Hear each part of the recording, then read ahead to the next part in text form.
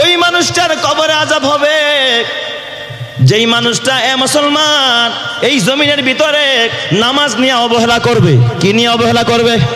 নামাজ নিয়ে অবহেলা করবে। নামাজে যে অলসতা করবে, নামাজ নিয়ে অবহেলা করবে, নামাজ নিয়ে গাফলাতি করবে, তার কবরের মধ্যে আযাবকে ত্বরান্বিত করবেন যিনি, তিনি কে? আল্লাহ। এই জন্য নামাজ পড়লে কবর আযাব মাফ হয়। নামাজ নিয়ে অলসতা করলে, গাফলাতি করলে কবরে কি হয়? আযাব হয়। এই জন্য আল্লাহ পাক বলে ফাওয়াইলুল লিল মুসাল্লিন, ওয়াইল দুর্ভোগ, ওয়াইল নামক জাহান্নাম ওই নামাজির। ফাওয়াইলুল লিল মুসাল্লিন আল্লাযীনা হুম আন সালাতিহিম সাহুন, যেই কপাল পোড়া নামাজ নিয়ে গরিমসি করে, নামাজ পড়তে চায় না, এমন কপাল পোড়া সমাজে আছে না নাই? আরো জোরে কোন আছে না নাই? সংসার করতে করতে 30 বছর কাটাইলা, রাজনীতি পেটনীতি করতে করতে, ব্যবসা নীতি করতে করতে আরো 20 বছর কাটাইলা, এরপরে বুড়া হয়ে গেলা। এখন মেয়ের বাড়ি গিয়া দুঃখের গল্প কও, বউ আমারে দেখতে পারে না। এখন বাড়ির কাছে গিয়া দুঃখের গল্প কও, জামাই আমারে পছন্দ করে না। এখন আরেকজনের কাছে গিয়া দোস্তের কাছে গল্প কও, বউ আমারে গরম পানি করে দেয় না।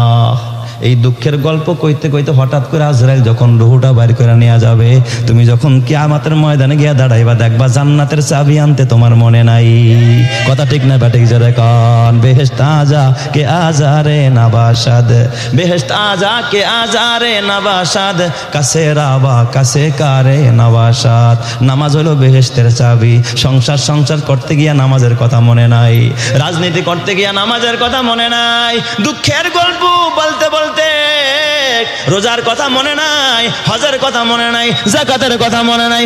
কপাল পুরা জান্নাতের ঘেটে দাঁড়াবি ঠিকই, আখিরাতে হাসরের ময়দানে দাঁড়াবি ঠিকই, জান্নাত চোখে দেখবি, কিন্তু দেখবি দরজায় তালা মারা, চাবির নাম হলো নামাজ। আরে সব নিয়ে আসলাম, এত লক্ষ হাজার হাজার সময় কাটাইলাম, এত বছর কবরে কাটাইলাম, এত বছর দুনিয়ায় সংসার করে কাটাইলাম, 30 বছর আড্ডা করে কাটাইলাম, 20 বছর প্রেম করে কাটাইলাম, আর 40 বছর পড়াশোনা করে কাটাইলাম, রাজনীতি করে আরো 10 বছর কাটাইলাম, কিন্তু সব করলাম। সংসার করতে গিয়ে তো নামাজের কথা বলে গেছি, চাবি আনতে আমার মনে নাই। এখন তুমি চাবি খুলতে পারবা না, খোদার জান্নাতেও যাইতে পারবা না। কথা ঠিক না ব্যাঠিক জোরে কর? যুবক ভাই, তোর হাতে পায়ে তোরা বলে যায়। এই জন্য আল্লাহর নবী কয় 3 নম্বরে ওই মানুষের কবরে আযাব, যেই মানুষটা নামাজ নিয়ে কি করেছে বলেন? অলসতা করছে। আজান হয়ে গেছে, ইমাম সাহেব কয় চলেন মসজিদে যাই। হুজুর জান তো আসতেছি। আবার মাঝে মাঝে কয় আমার লুঙ্গিটা ভালো না। কি কয়? লুঙ্গিটা ভালো না।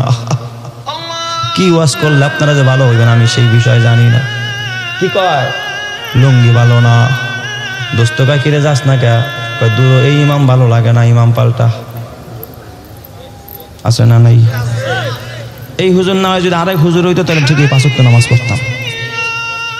যে বলে আমার ইমাম ভালো না, এখানে যদি মক্কা মদিনার ইমাম আনে, ওই কপাল পোড়া নামাজে যাবে না। কথা ঠিক কিনা? যুবক ভাই, ও বুড়া বাবা, তোমার হাতে পায়ে ধরা বলি রে বাবা, নামাজ নিয়ে গরিমসি করিস না। রাত্র 2টায় বান্ধবী মিস কল দিছে। বান্ধবী কি দিছে? এই যুবকরা, তবে কষ্ট হইব নি? একটু বান্ধবীর কথা শোনাই, তাহলে তবে ঘুম ভাঙবো। রাত্র 2টায় কে মিস কল দিছে? বান্ধবী। ফোন করে ছোট্ট একটু মিস কল। হঠাৎ প্রস্রাব করতে ওইটা দেখে বান্ধবীর মিস কল, সাথে সাথে কল ব্যাক করে কয় সরি ঘুমায় গেছিলাম, কিছু মনে করো না, ডোন্ট মাইন্ড, কিছু মনে করো না, ঘুমায় গেছিলাম, কল ব্যাক করতে মনে ছিল না। সাথে সাথে কি বলে? সরি বলে। বান্ধবীরা কি ডাইরেক্ট কল দেয় না মিস কল দেয়? ওরা বেশিরভাগই মিস কল দেয়, রিকোয়েস্ট কল দেয়। আল্লাহ ডাক দিয়া বলে গোলাম, আমি তো তোর একজন বন্ধু, আমি আল্লাহ তোরে ফজরের সময় ডাকছিলাম, আমি তোরে মিস কল দেই নাই, আমি ডাইরেক্ট কল মারছিলাম, হাইয়া আলাস সালাহ হাইয়া আলাল ফালাহ আসসালাতু খায়রুম মিনান নাওম। ওঠো মুমিন মুসলমান, ঘুম হইতে নামাজ ভালো। তুই আমার কলটা দেখাও দেখোস নাই? ফজরের পর যখন তোর ঘুম ভাঙছে একবার সরি কস নাই, আস্তাগফিরুল্লাহ, আল্লাহ মাফ করে দাও, ফজর পড়তে পারি নাই। একবার সরিও আমারে জানাস নাই, আমি জোহরেও তোরা ডাকছি, জোহরেও তোরা ডাইকা পাই নাই, ভাবছি খেতে গেছস বাসায় এসে আসরের নামাজ পড়বি, তখন আমারে সরি কস না, একবার আস্তাগফিরুল্লাহ কস না, আমার ঘরেও যাস না, আমার কলটাও রিসিভ করস না, আমি আল্লাহ আসরেও তোরা ডাকছি হাইয়া আলাস সালাহ, আসো নামাজের দিকে, হাইয়া আলাল ফালাহ, আসো কামিয়াবের দিকে, আমি আল্লাহ তখনও তোরা কল দিয়া পাই না, একবার সরিও বললি না। 1 বছর ডাকছি, 2 বছর ডাকছি, 5 বছর ডাকছি, 10 বছর পর্যন্ত ডাকলাম, বান্ধবীর সাথে 3 দিন কথা না বললে বান্ধবী অভিমান করে, তোর মতো বন্ধু আমার দরকার নাই, এই কলেজে আমার বন্ধুর অভাব নাই, ঠিক না ভাই? ঠিক।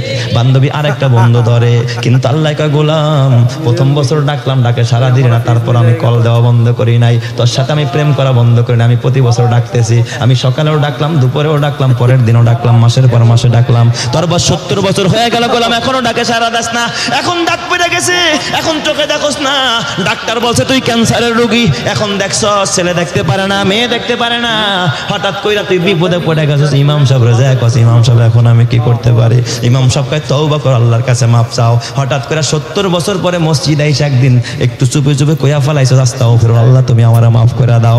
আল্লাহ পাক 70 বছর পরে কলটা রিসিভ করে, অভিমান করে না বান্দা, 70 বছর ডাকলাম কেন শুনলি না?